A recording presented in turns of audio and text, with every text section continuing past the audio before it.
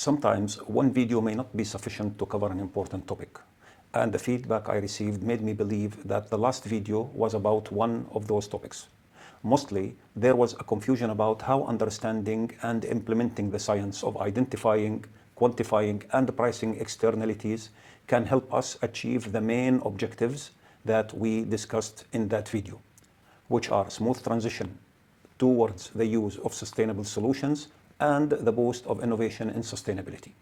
So let's revisit the example of a grocery bag and its production life cycle again to find the answers. But this time, we will examine how the total welfare price of a bag is affected at each stage of the production, from the extraction of resources till the final product. And for the sake of the exercise, we will assume that the cost of externalities of any phase in the material flow diagram is 1 unit. And remember that the material flow at each stage consists of energy conversion, material processing, and final consumption, as per ERS and MEES in the video that was discussed, in the video in this link. As mentioned, the life cycle of plastic bag production begins with the extraction of natural resources such as oil, natural gas, and minerals to harness energy and use as raw material. Fossil fuels, which are produced during the extraction process of oil and gas, are used to generate energy and keep this process self-sufficient. However, extraction of minerals requires fuel that is delivered by using various logistics based on the geography and the location of both stages. The production of fossil fuel and minerals have externalities. The delivery of fossil fuels also generates externalities, such as emissions and other residuals. So far, I can identify 5 units of external cost, and this is just the beginning. The transportation of both fossil fuels and minerals to the petrochemical plant also produces externalities. The production of ethylene as a key component in plastic production incurs 2 more external cost units, one from the energy use and the other from the production process.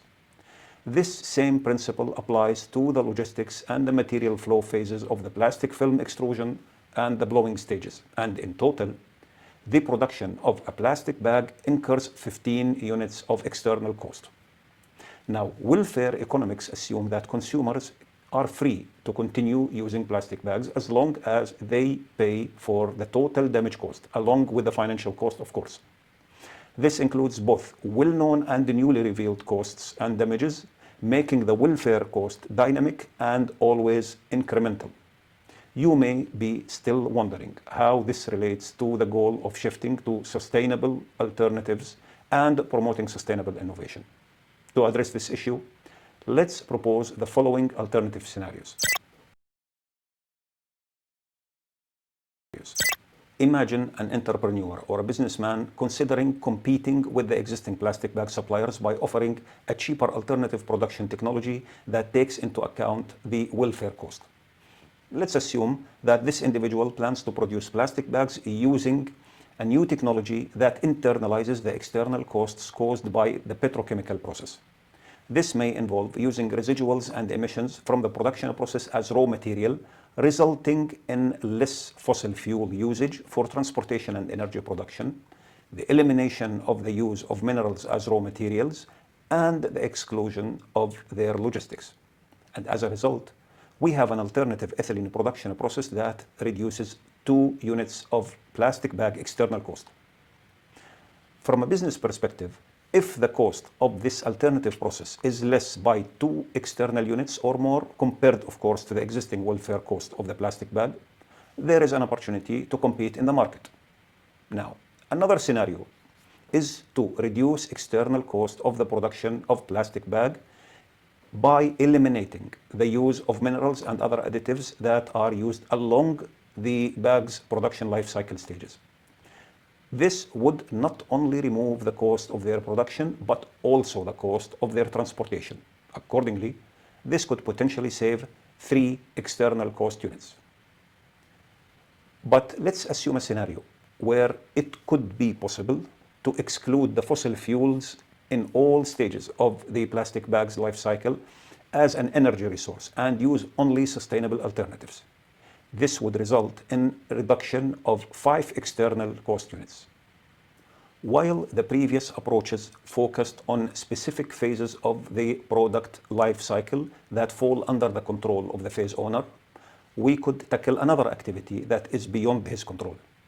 Let's consider cutting all the externalities caused by logistics, and this could be achieved by clustering the entire life cycle from fossil fuel extraction to final production and only transporting the final product, which is the plastic bag, to the end user.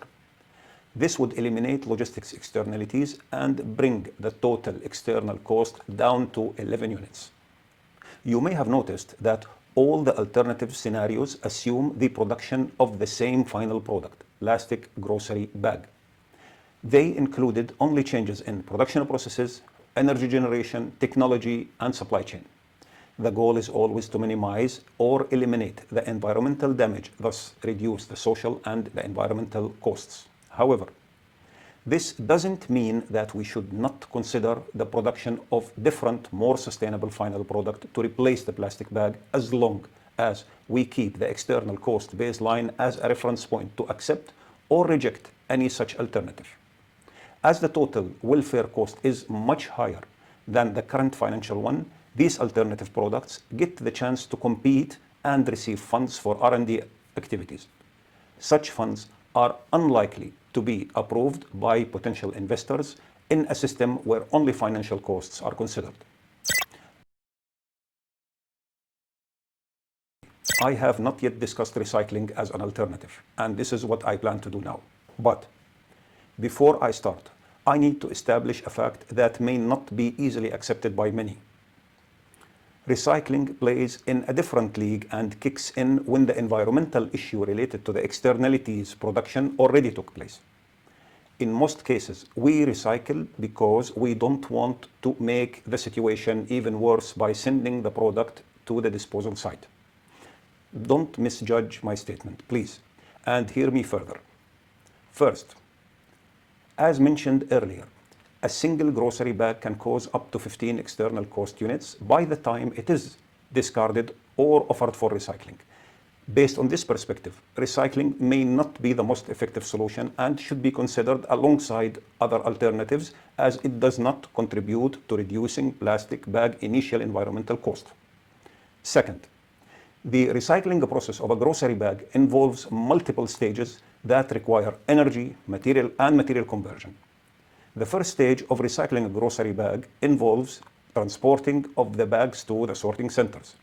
This is followed by compaction and baling of the waste plastic bags, which consumes electricity and other resources as well. The bales are transported to a recycling plant where they are shredded and washed using hot water and detergents, which can consume a significant amount of energy, fresh water, and chemicals, each of which is the final product of a separate material flow diagram with its set of externalities. In the next stage, the washed plastics is heated and extruded to produce granules. These granules are then used in the final formation stage to create a thin film or a bag. This process also requires the use of minerals and additives to maintain the physical and mechanical properties of the recycled bag. My calculator shows that the recycling of a plastic bag in this case costs the same 15 external units. So, in order for recycling to be a viable alternative, its only chance is by having a competitive financial cost comparing to the initial production life cycle. So nothing social or environmental, pure business. Furthermore, it is important to note that there is currently no process on Earth that allows for one grocery bag to be recycled to produce another one. The yield of the plastic bag recycling process is only between 50 and 70%, meaning that this alternative does not completely eliminate the need for the traditional production life cycle to compensate for the lacking amount of plastic granules. So, even if all the produced plastic bags on Earth are recycled, each new plastic bag still incurs both the traditional production and the recycling process externalities, in different proportions, of course. Lastly, it is important to recognize that economic growth is often accompanied by the increase of consumption, and plastic bags are no exception. In this case, recycling may not be the ultimate solution to this dilemma, as it does not create additional products to supply the growing demand. In this perspective, recycling as we know it today hinders economic growth. Thus, the system still demands more supply from the traditional production system unless an alternative production life cycle or a sustainable replacement for plastic bags that make both financial and environmental sense is found. Another anticipated question is, where does extended producer responsibility or EPR chip in to offer an alternative and sustainable route? Well, I believe you are now better equipped to examine this scenario and provide an answer by yourself. But in general, the EPR policies in the GCC and MENA regions appear to focus on creating funds to replace or supplement recycling fees. And that's it. Just ensuring the feasibility of the recycling process. In such perspective, they do not seem to address the total welfare cost. And in my personal opinion, the only way such a system can truly be successful is by implementing it at each stage of the plastic bag production life cycle, where the final output of each stage, whether a product or a service, is paid in full, including the environmental and the social cost. This approach is more likely to encourage businesses and scientists to explore alternative options with lower welfare costs.